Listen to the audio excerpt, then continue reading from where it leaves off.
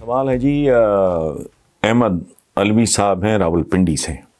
وہ کہتے ہیں جی پی ڈی ایم والوں کا دعویٰ ہے کہ وہ لاہور جلسے میں مولانا خادم رضوی کے جنازے سے بڑا جلسہ کر کے دکھائیں گے.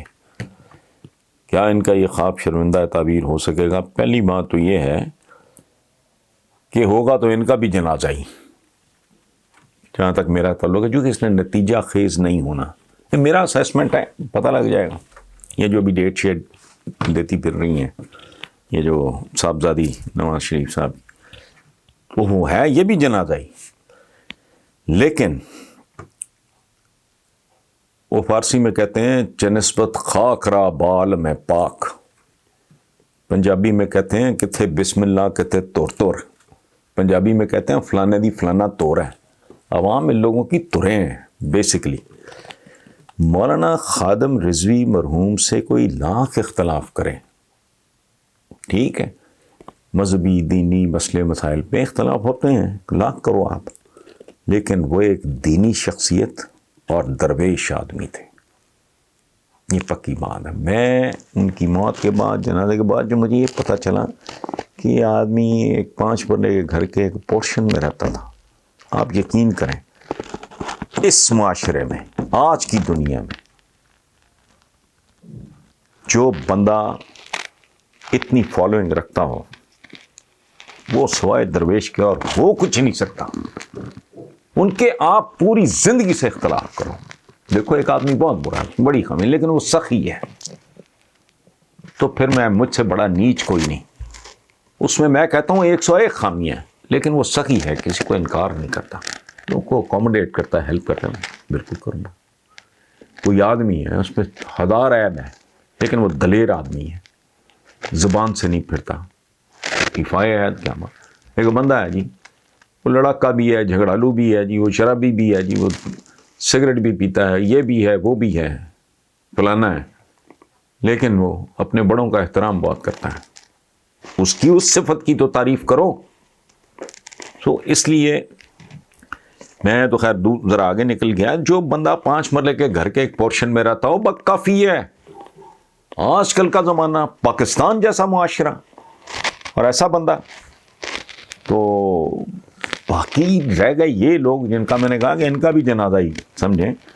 تو ان کی تو اکثریت، میں چونکہ اکثریت کو تو جانتا نہیں، ان میں سے زیادہ تر لوگ جو فن خان ٹائپ ہیں، باقی تو نامعلوم تھے. 11 جماعتیں، یہ پتہ نہیں 12 کتنی ہیں، ان کا تو آگا پیچھا ہی کوئی نہیں، ان کو تو جانتا ہی کوئی نہیں. لیکن جو زیادہ تر لوگ جانے پہچانے لوگوں میں جو زیادہ تر لوگ ہیں، وہ تو جانے مانے ٹھگ اور محلات میں رہنے والے دنیا دار قسم کے لوگ ہیں، وہ تو دکاندار ہیں. تو ان کو ان کا موازنہ کرنا، یہ مولانا خادم رضوی سے ان کے ساتھ تھوڑی میرا خیال ہے ہمیں یہ زیادتی نہیں کرنی چاہیے. اور دوسری بات میں آخر پہ عرض کر دوں، میں نے لفظ درویش کا استعمال کیا ہے، وہ اس لیے کیا ہے کہ درویش کا لفظ جو ہے وہ غلط العام ہے، وہ لوگ سمجھ جاتے ہیں.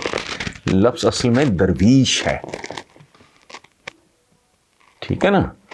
جیسے جاوید نہیں ہے، لفظ جاوید ہے، جاویداں سے. ہمارے بہت سارا وہ عجیب و غریب طرح کے ہمارے اس طرح کے نا. تو بیسکلی کہنا میں یہ چاہ رہا ہوں کہ درویش ہے، لیکن چونکہ وہ غلط العام ہے تو لوگ یہ سمجھیں گے کہ شاید میں غلط کہہ رہا ہوں، حالانکہ وہ کنفیوژن ہوتا ہے اس سے. اس لیے میں جو چالو ہے وہ میں بھی وہی چلا رہا ہوں. بہرحال اس کے لیے میں معذرت چاہتا ہوں کہ جانتے بوجھتے میں نے ایک لفظ غلط بولا، یا تو مجھے خود نہ پتا ہو اور میں بول جاؤں پھر تو اور بات ہے. بہرحال میں نے اس کی وضاحت کر دی. بندے کو ٹھڈا لگے تب بھی روئے گا، تھپڑ پڑے تب بھی روئے گا، مکہ پڑے تب بھی روئے گا، اس کو کوئی خنجر مار دے تب بھی روئے گا. تو رونا ہے، مختلف طریقوں کا رونا ہے. یہ پچھلے سوال جیسا ہی سوال ہے جاوید خان ہے میاں والی سے. وہ کہتے ہیں جس دن پاکستانیوں کو شعور آ گیا اور انہیں ووٹ کی عزت اور جمہوریت کے درست معنی اور مفہوم کا پتہ چل گیا، اس روز شریفوں، زر والوں اور ڈیزل پرمٹ والوں کا کیا حشر ہوگا؟ ان کا کوئی حشر نہیں ہوگا جاوید خان صاحب. اس کی وجہ ہے کہ پاکستانیوں کو ہوش آتا ہوا میں دور دور تک نہیں دیکھ رہا. اگر کوئی تل جائے کو مصطفیٰ کمال یا کوئی اس طرح کا کوئی بندہ، وہ بھی پھر کرے گا تو کیا کرے گا. دیکھیں میں نے پہلے بھی کہا ہے، تعلیم اور تمول چوتھی نسل میں اپنا رنگ دکھانا شروع کرتی ہے. میرے اگر ماں باپ جاہل ہیں، میں پڑھ بھی گیا ہوں، تو میرے اندر سے وہ جائے گا نہیں گند، پوری طرح نہیں جائے گا. 25, 30, 40% جائے گا، باقی رہ جائے گا. پھر میں ایجوکیٹ ہو گیا، پھر میں نے بچے پڑھائے، اس کے اندر بھی رہے گا گند لیکن ذرا کم ہو جائے گا. ایک چوتھی نسل میں جا کے آپ کو آتا ہے. بس میں ایک چھوٹی سی مثال دیتا ہوں آپ کو. میں جہاں رہتا ہوں، پہلے ہم اپنے فارم ہاؤس پہ تھے، تو ادھر تو ظاہر ہے ہمارا وہ بڑے بڑے گھر ہیں اور اڑوس پڑوس کا کوئی ایسا ہے نہیں، بیچ میں 3 ایکڑ خالی پڑے ہیں، تو اس طرح کا ہے. یہاں جو میں رہتا ہوں یہ متمول لوگوں کی، اٹس اے گیٹڈ کمیونٹی. یہاں اچھے کھاتے پیتے لوگ، لیکن کین یو امیجن، اب پڑھے لکھے بھی ہیں. 95% گھروں کے وہ جو ٹیرس نہیں ہوتا اس پہ کپڑے سکھانے کے لیے اتنی تمیز نہیں ہے. اس سے آپ اندازہ لگا لیں کہ یہ جو میرے دادا کہا کرتے تھے کہ تمول اور تعلیم جو ہے وہ چوتھی نسل میں. تو کپڑے تو ہمارے گھروں میں بھی سوکھتے ہیں، ظاہر ہے. وہ جتنے مرضی ہو آپ کی وہ جو کیا واشنگ مشین میں ڈرائر ہو جو بھی، تو کچھ دیر کے لیے سوال ہی نہیں پیدا ہوتا، سوال ہی نہیں پیدا ہوتا. یہ پڑھے لکھوں کا حال. 12 14 سال کے بچوں کو موٹر سائیکلیں دے دیں گے، نہ انہیں اپنے بچوں پہ رحم آتا ہے جہالت کی وجہ سے، نہ انہیں پرائے بچوں میں کسی کو مار دے گا ہی. باپ ساتھ بیٹھا ہوگا، 14 سال کا بیٹا جو ہے وہ ٹیچر سی گاڑی چلا رہا ہوگا، چھوٹی گاڑی پہ اس کو سکھا رہا ہے، کوئی ہوش نہیں ہے. گاڑی دھوئی ہے، پائپ پھینک دی ہے، پانی ضائع ہو رہا ہے، کوئی ہوش نہیں ہے. یہ میجورٹی. یہ دور دور تک کوئی آئے گا کہ اگر کر لے جو میں کہتا ہوں کہ روڈ میپ ہونا چاہیے جی 15 سال کا ہو اور یہ ہو اور وہ ہوا، تو وہ 15 سال میں بنیاد نہیں رکھی جائیں گی. یہ عمران سے بہت فاش غلطی ہوئی جو بڑکے مارتا رہا، حالانکہ ہر بڑک کے ساتھ کہنا چاہیے تھا یہ ٹائم لے گی، آپ کو میرا دور تک ساتھ دینا ہوگا. وہی ایسے کیا ہے 15 سال کا روڈ میپ میں جو پیٹ رہا ہوں کہ جی پاپولیشن کنٹرول کرو، پرائمری ایجوکیشن اعلیٰ کرو، یہ وہ، تو اس کا مطلب یہ نہیں ہے. ہمارا تو سفر کا آغاز ہی نہیں ہوا.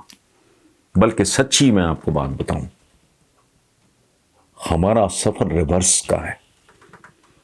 آج سے 40 سال 50 سال پہلے پاکستان اور پاکستانیوں میں جو اخلاقیات کا معیار تھا، جو جتنا تھا اس کا بھی نام و نشان باقی نہیں رہ گیا.